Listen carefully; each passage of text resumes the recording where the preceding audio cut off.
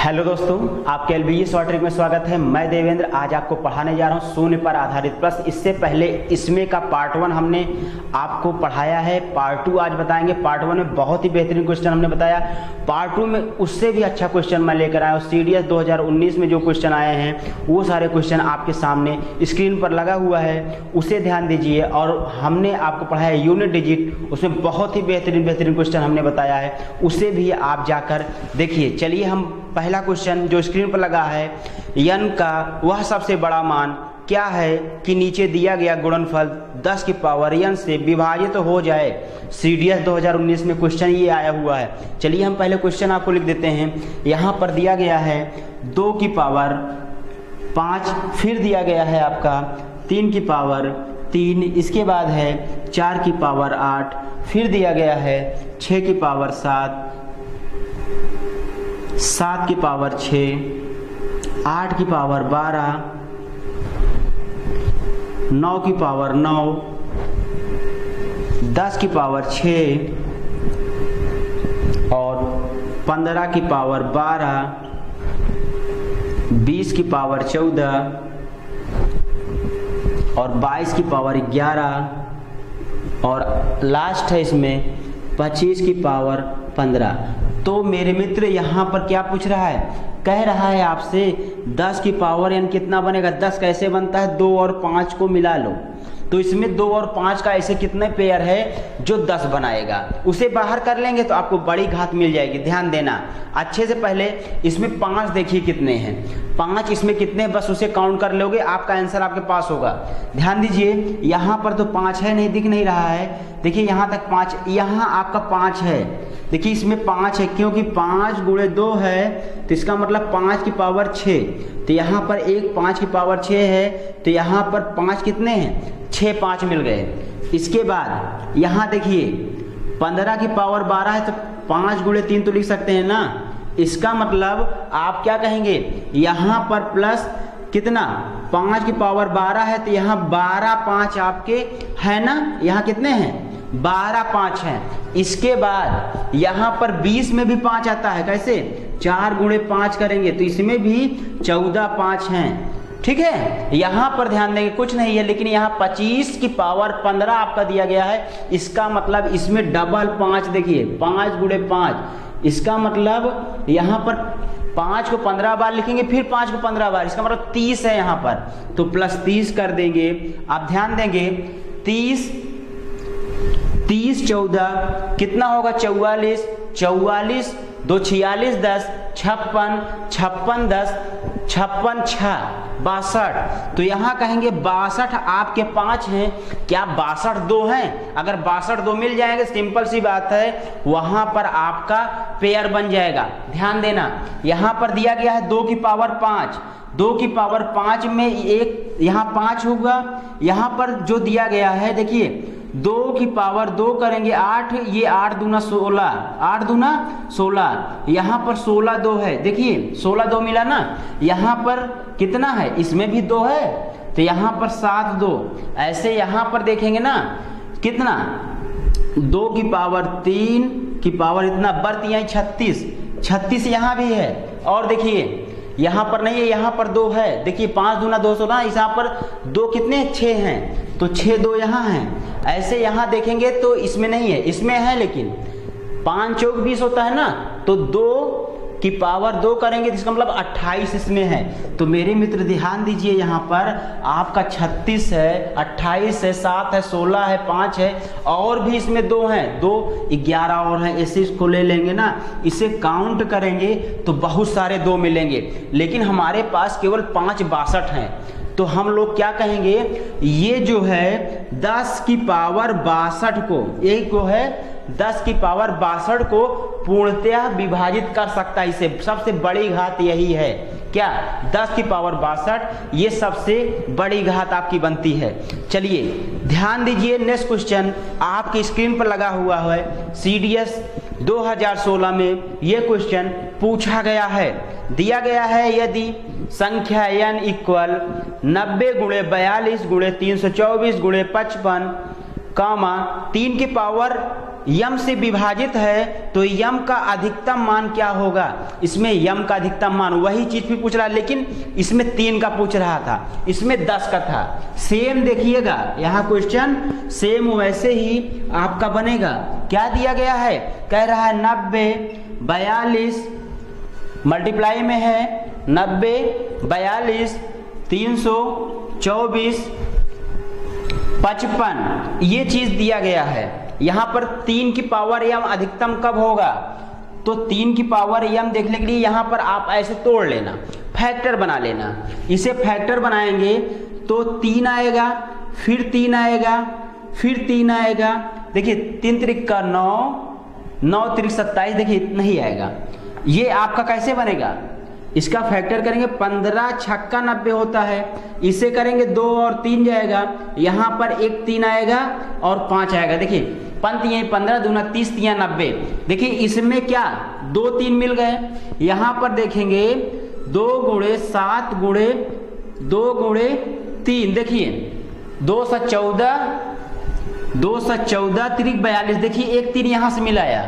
अब इसे करेंगे, ये 18 का वर्ग है मेरे मित्र, किसका है 18 का, तो 18 कैसे बनेगा, देखिए 6 3 गुणे 2 गुणे 3, देखिए 3 दूना 6 त्रिक 18, ऐसे इसमें बनेगा 3 गुणे 2 गुणे 3, ऐसे 55 में तो कोई 3 है ही नहीं, 55 में कोई 3 नहीं है। सिंपल सी बात, 1 2 3 4 5 6 7, तो इसमें 7 हैं, किसके, n की पावर 7 आपका बनेगा। n की पावर यहाँ पर क्या करेंगे, जो m की पावर आपका दे रहा है कितना बनेगा 7, यहाँ जो है 3 की पावर 7 आपका आंसर बताएगा। समझ में आ गया होगा मेरे मित्र। यहाँ पर क्या दिया है, 3 की पावर 7 आपका अधिकतम होगा, तो सी ऑप्शन आपका सही होगा। ठीक है, ध्यान देना। चलिए हम लोग नेक्स्ट क्वेश्चन पर चलते हैं। नेक्स्ट क्वेश्चन भी बहुत ही मोस्ट इंपॉर्टेंट है, इसे समझना। नहीं समझ में आया तो एक बार जो है वीडियो को पीछे करके फिर से देखिए, रिवर्स कर लीजिए, अच्छे से देख लेना। नेक्स्ट क्वेश्चन आपकी स्क्रीन पर लगा हुआ है, उसे ध्यान दीजिए। दिया गया है क्वेश्चन, अभिव्यक्ति 10 गुणे 100 गुणे 1000 गुणे 10,000 डॉट डॉट करती हुई देखिएगा। यहां पर दिया गया है 10 गुणे 1000 100 गुणे 1000 गुणे 10,000, ऐसे बढ़ता हुआ ये कहां तक गया, 10 0 2 2 4 2 6 2 8 2 10, ये यहां तक पूछा है। तो ये क्या कह रहा है, गुणनफल के अंत में शून्य की संख्या है, गुणनफल के अंत में शून्य की संख्या पूछ रहा है। अब देखना इसे कैसे करेंगे हम लोग। यहाँ पर अगर 10 है, यहाँ पर ये है, यहाँ पर 1000 है, यहाँ पर ये है, सभी में अगर हम सभी में से अगर हम क्या करें, यहाँ पर 10 जो है कॉमन 10 की पावर 1 ऐसे बनेगा। देखना 10 की पावर 1 गुणे 10 की पावर 2 गुणे 10 की पावर 3 गुणे 10 की पावर 4 डॉट डॉट करते हुए 10 की पावर ये 10 बनेगा, 10 की पावर ये 10 बनेगा। यहाँ पर ध्यान दीजिए, 1 0 है, यहाँ 2 0, यहाँ 3 0, यहाँ 4 0, तो ये लगातार ऐसे बनता जा रहा है ना, कहाँ तक, 10 तक। अगर ये 10 तक बन रहा है तो हम लोग योग के निकाल कर कितने जीरो बनेंगे उसे निकाल लेंगे। कैसे, यहाँ पर n प्लस 1 अपान 2, 10 है, 10 से 11 करना, 2 से 2 पंचे 10, 11 बचे 55। तो ये आपको समझ में आया होगा। तो मेरे मित्र इसे कैसे हम आपको बताए हैं, यहाँ पर आपको ये बताया गया है कि ये 10 की पावर 1 है, इसे 10 की पावर 2 करोगे ऐसे बनेगा, डॉट डॉट करते हुए जाएगा। तो ये एक सीरीज बन जा रही, सीरीज बनेगी, हम लोग ऐड कर लेंगे, ऐड करके आंसर आपको दे देंगे। नेक्स्ट क्वेश्चन और भी इंपॉर्टेंट क्वेश्चन आपके सामने है, ध्यान देना। दिया गया स्क्रीन के सामने जो दिया गया है, यदि 10 के प्रथम 100 गुणजों को एक साथ गुणा किया जाए तो गुणनफल के अंत में शून्य की संख्या कितनी है, शून्य की संख्या कितनी है। ये बहुत ही बेहतरीन क्वेश्चन है, इसे थोड़ा समझिएगा, मैं आपको समझाऊंगा अच्छे से। ये सारे क्वेश्चन आपको कहीं नहीं मिलेंगे, ध्यान देना। कह रहा है 10 के प्रथम 100 गुणजों को 10 को प्रथम 100 गुणजों को एक साथ गुणा किया जाए तो गुणनफल के अंत में शून्य की संख्या कितना, देखना यहां पर कह रहा है अगर 1 है तो उसमें 10 से मल्टीप्लाई करना, फिर जो है गुणज बनेगा 2 है तो उसमें भी 10 से मल्टीप्लाई करना, फिर 3 है तो उसमें भी 10 से मल्टीप्लाई करना, ऐसे ही डॉट डॉट करते हुए, ठीक है। 10 के प्रथम 100 गुणजों को एक साथ गुणा किया जाए तो क्या आएगा, ठीक है। चलिए ये चीज हुआ, ऐसे डॉट डॉट करते हुए 100 तक करना है, यहां 100 करेंगे गुणे 10, तो ये आपका क्या होगा, अगर ये जो है 100 तक गया तो हम कितने 10 लिख दिए, एक 10 यहाँ लिखे, एक 10 यहाँ लिखे, एक 10 यहाँ 100 तक 10 लिखे, इसका मतलब 100 जीरो तो ऐसे हो गया, तो 100 जीरो हम जो है बाहर निकाल लेंगे 10 वाला, तो अंदर क्या बचेगा 1 गुणे 2 गुणे 3 गुणे 4 डॉट डॉट करते हुए यहाँ 100 बचेगा। ये तो मेरे 100 जीरो हो गए प्लस में। अब जो है इसके कितने जीरो बनेंगे मल्टीप्लाई करने वाले, तो यहाँ 100 को हम लोग 5 से करेंगे 20 आएगा, फिर 20 को 5 से करेंगे फिर 4 आएगा, 20 4 24 इसमें बने, 100 और 24 आप जोड़ दोगे टोटल शून्य कितने आ जाएंगे, आप कहोगे टोटल शून्य आपका आएगा 124, 100 ये 24 ये। मेरे प्यारे मित्र आपको समझ में आ गया होगा। सिर्फ हो यहाँ पर कहा गया है यदि 10 को प्रथम 100 गुणजों को एक साथ गुणा किया जाए तो गुणनफल के अंत में शून्यों की संख्या कितनी है। ये क्वेश्चन कह रहा है ये CBI 2007 इनकम टैक्स 1992 में क्वेश्चन आया हुआ है। चलिए नेक्स्ट क्वेश्चन ध्यान देना, आपकी स्क्रीन के सामने लगा हुआ है, उसे अच्छे से पढ़िए। क्या कह रहा है क्वेश्चन, 3 6 9 12 डॉट डॉट 1500 को परस्पर गुणा किया जाए तो गुणनफल के दाईं ओर शून्य की संख्या होगी। तो ध्यान देना इसमें भी दाईं ओर शून्य की संख्या क्या होगी ये पूछ रहा है, आप ध्यान दीजिए। शून्य की संख्या पूछ रहा है, क्या है क्वेश्चन, कह रहा है 3 6 9 12 डॉट डॉट करते हुए 1500 दिया गया है, इसमें शून्य की संख्या पूछ रहा है। तो मेरे मित्र यहाँ ध्यान दीजिए, यहाँ पर 3 है, यहाँ भी 3 है, यहाँ भी 3 है, यहाँ भी 3 है। देखिए अगर 3 इसमें से निकालेंगे 1 बचेगा, यहाँ 2 बचेगा, यहाँ 3 निकालेंगे ये 3 बचेगा, यहाँ 4 बचेगा। देखिए ये 1 2 3 4 ऐसे रेशियो में जा रहा है। इसका मतलब अगर सब में ध्यान दें तो यहाँ अगर 3 निकालेंगे तो ये 500, इसका मतलब 3 जो है मेरा 500 बार लिखा गया है। क्या 3 जो है मेरा 500 बार लिखा गया है, तो 3 की पावर 500 हम बाहर अगर ले लेंगे तो यहाँ पर इसमें तो शून्य बनेगा नहीं, 3 में शून्य तो यही बनेगा ना। तो हम लोग 1 गुणे 2 गुणे 4 डॉट डॉट करते हुए 500 कितने शून्य बनेंगे उसे निकाल लेंगे। क्या करेंगे 500 का 5 से डिवाइड करेंगे 100 आएगा, और 100 को हम लोग 5 से डिवाइड करेंगे 20 आएगा, और 20 को हम लोग 5 से डिवाइड करेंगे 4 आएगा।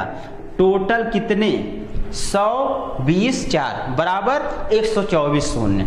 ये मेरे मित्र अच्छे से समझ में आपको आया होगा, समझ गए ना। अगर ऐसे ही क्वेश्चन आप करते रहेंगे तो बहुत बेहतरीन क्वेश्चन आपके सामने मैं लेकर आऊँगा। चलिए ध्यान दीजिए नेक्स्ट क्वेश्चन भी बहुत ही अच्छा क्वेश्चन है, उसे कैसे करेंगे ध्यान दीजिए। दिया गया है, ये भी NDA और NA 2019 में पूछा गया क्वेश्चन है। दिया गया है यदि n फैक्टोरियल में 17 शून्य है तो n का मान क्या है, n का मान क्या है। देखिए इसे जो है आंसर बेस्ड हम लोग निकाल सकते हैं। अगर n फैक्टोरियल में दिया गया है तो यहाँ पर कह रहे हैं इसमें 17 शून्य हैं, 17 शून्य हैं, तो क्या ये सही है। यहाँ पर कोई नंबर जो लेंगे हम लोग, A पर 95 दिया है, B पर दिया है कितना 85 दिया है, और C पर दिया है आपका 80। इसके बाद एक ऑप्शन दे रहा है n का ऐसा कोई मान नहीं होगा, n का ऐसा कोई मान नहीं होगा। देखिए अगर यहाँ हम जीरो की संख्या निकालेंगे 5 से तो 19 आएगा, फिर 19 को 5 से करेंगे 19 पचे 95, 5 से करेंगे 5 तियाई 15, ठीक है, तो आएगा यहाँ 22। पहला बात तो ऑप्शन A नहीं होगा, अब लेंगे 82 है, सॉरी ये 85 है, 85 को 5 करेंगे, ये आएगा 17, 17 को हम 5 से करेंगे, 5 यहीं 15, 17 3 20 आएगा। अब ये भी ऑप्शन नहीं आया था कि 17 शून्य आना चाहिए, इसका मतलब 80 हो सकता है। देखिए ये आया 16 और 16 को 5 से डिवाइड करेंगे, 5 यहीं 15, 16 3 19, तो मेरे मित्र 17 किसी में नहीं आएगा। तो आप कहेंगे n का ऐसा कोई मान नहीं है जिसमें जो है 17 शून्य आए। आप आंसर इसे देना, CNDA में पूछा गया क्वेश्चन है। नेक्स्ट क्वेश्चन देखिए, सेम दिया गया है, यदि n फैक्टोरियल में 19 शून्य है तो n का मान क्या होगा, 19 शून्य है तो n का मान क्या होगा। अभी ध्यान दीजिए 19 शून्य है तो किस में आया था, ये देखिए 19 शून्य इसमें आया है 80 वाले में, 19 शून्य किस में आया है 80 वाले में। तो आप कहोगे ऑप्शन सी सही है, इसे सॉल्व किए थे हम लोग, उसी कर दिए। ठीक है, यहाँ पर क्या पूछ रहा है, n फैक्टोरियल अगर है तो कह रहा है किसमें ऐसा है जो 19 जीरो आएंगे, 19 जीरो किस में आएगा, आप अभी सॉल्व किए थे, आप कहोगे 80 फैक्टोरियल में 19 शून्य आएगा। ये आप समझ गए होंगे। चलिए नेक्स्ट क्वेश्चन आपके सामने स्क्रीन पर दिया गया, बहुत ही बेहतरीन क्वेश्चन, ये भी क्वेश्चन है, ध्यान देना। दिया गया है अभिव्यक्ति 10 प्लस 100 प्लस 1000 डॉट डॉट करते हुए एक में आपका 10 जीरो लगाकर लिखा गया है, योगफल के अंत में शून्य होगा। ये बहुत ही इंपॉर्टेंट है, थोड़ा सा समझना, मैं समझा दूं। 10 प्लस 100 प्लस 1000 अगर हम कर दें तो लास्ट में कितने जीरो आएंगे, आप यही कहोगे ना। 1000 को हम ऐसे ऐड करेंगे तो यहाँ पर 0 1 1 1, तो लास्ट में 1 जीरो बन रहा है। रीजन यहाँ पर 10 है, तो इसका मतलब जो छोटा होगा 10 होगा तो उसमें जीरो शून्य, अगर 1 बन रहा है तो 1 ही बनेगा। देखिए इसको जहाँ जितना बड़ा आप लिखेंगे, यहाँ पर 10,000 कर लीजिए, यहाँ पर 1 लाख कर लीजिए, तो जब 10,000 आप लिखोगे ऐसे ही लिखोगे, 1 लाख लिखोगे तो ऐसे लिखोगे, तो यहाँ पर 1 तो बना ही है ना, इसका मतलब इसके अंत में शून्य हमेशा 1 ही आएगा। देखिए यहाँ पर जो क्वेश्चन आपका दिया गया है उसे ध्यान दीजिए, दिया गया है आपका 10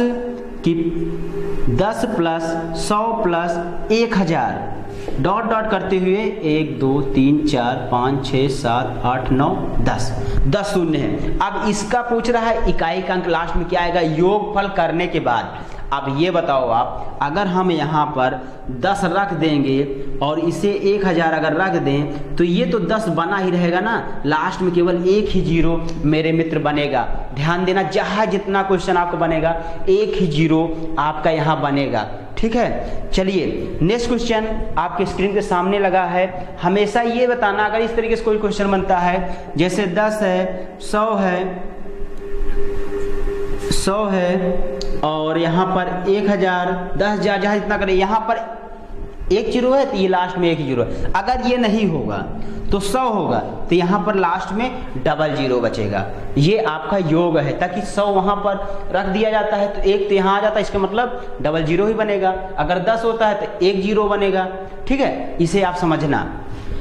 नेक्स्ट क्वेश्चन भी ध्यान दीजिए, 10 की पावर 50 प्लस 10 की पावर 80 के परिणाम के अंत में शून्य की संख्या ज्ञात कीजिए। ध्यान दीजिए, ये क्वेश्चन भी आपका आसान है। क्या कह रहा है, 10 की पावर 50 प्लस 10 की पावर 80 में कितने शून्य आएंगे।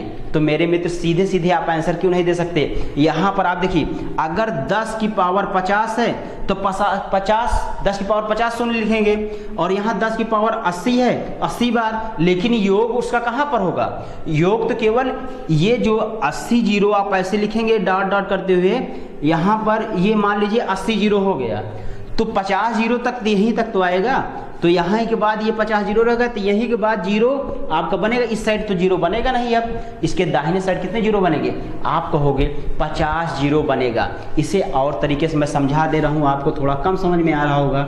जैसे आप ध्यान देना, 10 की घात 2 कर दें और यहाँ 10 की घात 3 कर दें, तो यहाँ पर इसे समझा सकते हैं। इसमें आंसर क्या बताओगे आप, यहाँ आंसर आप बताओगे 10 की घात ये है तो यहाँ पर 100 आएगा, यहाँ पर 1000 आएगा। तो यहाँ पर 2 ही जीरो आएंगे लास्ट में, क्यों? ताकि 1000 में जब आप 100 ऐड करोगे तो 1100 बनेगा, लेकिन लास्ट में 02 आ रहा है ना, इसके मतलब छोटी घात वाला आंसर हमेशा दीजिएगा। कोई भी क्वेश्चन ऐसे बना दे 10 में बनाएगा तो आप कहोगे इसमें इकाई के इसमें पूछेगा आपका दाहिनी ओर शून्य की संख्या कितनी होगी, आप सीधे सीधे करना 15 होगा। ये आपको समझ में आ गया होगा। चलिए दोस्तों, नेक्स्ट क्वेश्चन आपकी स्क्रीन के सामने दिया गया है। बहुत ही अच्छा, बहुत ही बेहतरीन क्वेश्चन है। लास्ट क्वेश्चन आपकी स्क्रीन पर है, दिया गया है 200 फैक्टोरियल प्लस 300 फैक्टोरियल में शून्य की संख्या क्या होगी? 200 फैक्टोरियल प्लस 300 फैक्टोरियल। अगर समझ में आ गया होगा 200 फैक्टोरियल प्लस 300 फैक्टोरियल, इसे कैसे करेंगे? तो मेरे मित्र, यहाँ बड़ी संख्या है, इसमें ज़्यादा जीरो आएगा, इसमें छोटी है तो छोटा वाला हम लेंगे। छोटे वाले में इसे कैसे लिख सकते हैं? 1 × 2 × 3 × 4 डाट डाट करते हुए 200 तक लिख सकते हैं ना। इसे अगर लिख सकते हैं 200 को 5 से डिवाइड करना, 5 8 40, 40 को 5 से, 5 8 40, ये 8 को 5 से, 5 × 5 टोटल ये करेंगे कितना आएगा? 49। अगर 49 आएगा तो मेरे मित्र इसमें कितने शून्य बनेंगे? 49 शून्य बनेंगे।